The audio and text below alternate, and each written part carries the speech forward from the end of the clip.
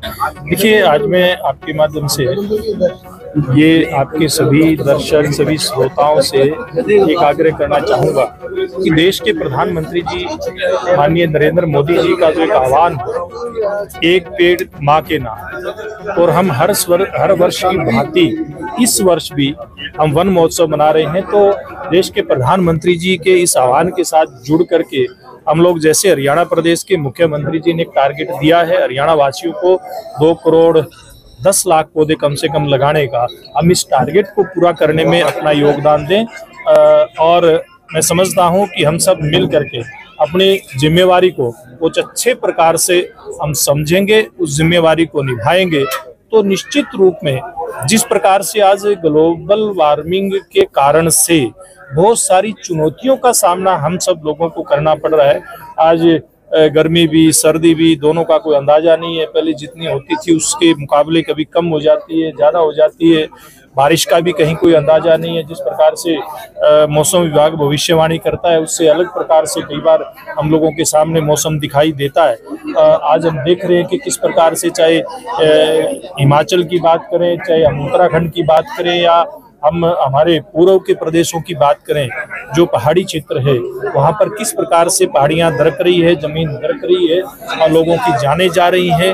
आज जगह जगह बादल फट रहे हैं। तो इस प्रकार की जो चुनौतियाँ हैं, मुझे लगता है इनसे सामना करने के लिए हम सब लोगों को इस जागरूकता के अभियान में खुद को शामिल करना होगा और खुद इसमें लग करके हम लोगों को ज्यादा से ज्यादा पेड़ हम कैसे लगाएं, और ना केवल पेड़ लगाएं बल्कि हम पेड़ों का उसकी सुरक्षा भी करें, उसका संरक्षण भी करें। और इस प्रकार के अभियान में अगर हम लगेंगे तो निश्चित रूप में जिस प्रकार से देश के प्रधानमंत्री जी का आह्वान है, एक पेड़ माँ के नाम, और माननीय मुख्यमंत्री नायब सिंह जी का एक ये टारगेट है 2 करोड़ 10 लाख पौधे कम से कम लगाने का, हम उसको पूरा कर पाएंगे। चुनाव के लिए किस तरह की तैयारी चल रही है? देखिए, अभी ये केंद्रीय नेतृत्व तो तैयारी अपने तरीके से चुनाव की कर ही रहा है। बाकी जो भी अधिकारी हैं उन्होंने पूरे कार्यक्रम की घोषणा कर दी है और मुझे लगता है कि बहुत जल्दी सारी चीजें इसमें आगे बढ़ती आप लोगों को दिखाई देंगी। देश में कलेक्ट्रेट है, उनमें बढ़ोतरी हुई है और इसके साथ ही देखिए, जो कलेक्ट्रेट की बढ़ोतरी होती है वो समय समय पर इस प्रकार से, क्योंकि ऐसे लोग हैं जो खरीदने वाले हैं, उसके अलावा बेचने वाले भी होते हैं। खरीदने वाला सोचता है कि मेरे को भाव बढ़ करके ना मिले, लेकिन जो बेचने वाला सोचता है कि मेरी जमीन के भाव बढ़ करके मिले। तो इसमें सब बातों में एक संतुलन बना करके सरकार इस प्रकार का कोई फैसला लेती है जिसके चलते बेचने वाले को भी ठीक रहे और खरीदार के लिए भी कोई बड़ी समस्या ना आए। इसमें बैलेंस बना करके हरियाणा सरकार ने, मुख्यमंत्री नायब सिंह जी ने इसकी घोषणा की है। और जहाँ तक दूसरा विषय आपका HKRN का जो विषय है, उस विषय में मैं कहना चाहूँगा, कई बार हम लोग देखते हैं कि कितने कर्मचारियों को हटाने की बात है, लेकिन उसमें पक्का होने जैसी स्थिति, यानी कि जिनकी सेवा पूरी तरह से सुरक्षित हुई है, उनको अन्य लाभ जो किसी भी सरकारी कर्मचारी को मिलते हैं उनको मिलने शुरू हो गए हैं। ऐसे 1,22,000 के आसपास ऐसे कर्मचारी हैं। और जो बाकी दूसरे कर्मचारी हैं जिनके विषय में भी कोई बात आई है, मुझे लगता है उनका भी कोई रास्ता निकलेगा।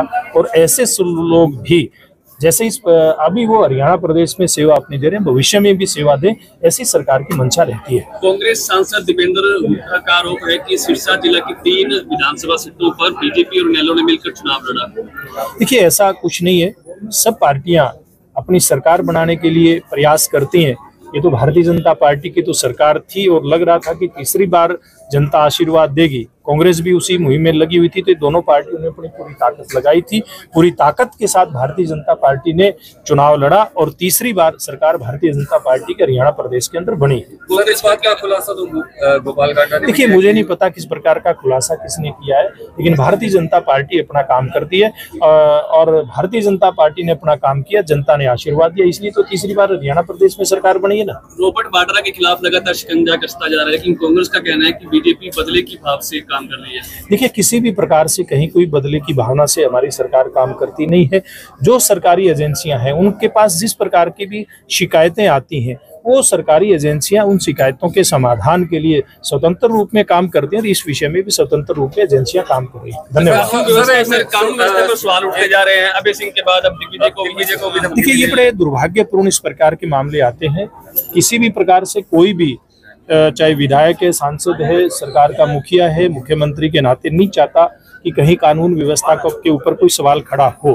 हाँ, लेकिन एक बात जरूर है, कानून व्यवस्था ठीक रहे इसके लिए जो आपराधिक तत्व हैं उनको कैसे कड़ी सजा मिले, कैसे अपराध के ग्राफ के अंदर कटौती हो, कमी आए, इस बात का प्रयास रहता है। मुख्यमंत्री नायब सिंह जी ने सब अधिकारियों को, पुलिस के आला अधिकारियों को ये निर्देश दिए हैं कि इस प्रकार का कहीं भी कोई घटनाक्रम होता है निश्चित रूप से उसको कड़ी सजा दी जाए। एक बात ये, और दूसरा एक बात और मैं कहना चाहूँगा, एक बात ध्यान में आती थी पूर्व की सरकारों के समय में बहुत सारे ऐसे मामले हमारे सामने आए हैं कि जिनमें राजनीतिक संरक्षण आपराधिक तत्वों को मिलता था, वो राजनीतिक संरक्षण मिलता अब नहीं है, बल्कि उल्टा होता है कि इस प्रकार के अपराधियों के खिलाफ पुलिस एकदम से एक्शन लेती है।